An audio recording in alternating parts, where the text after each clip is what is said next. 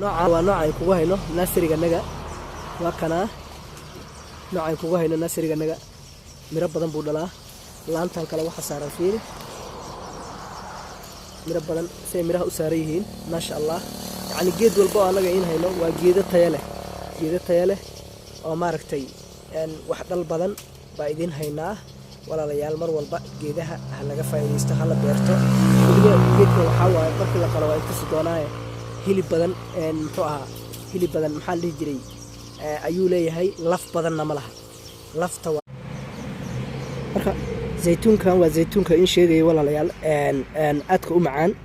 oo nasrigana ku hayno waad aragtaan hilib badan ma laha fiiri lafaha ku jiro hataa halkaan qodo naftirkeeda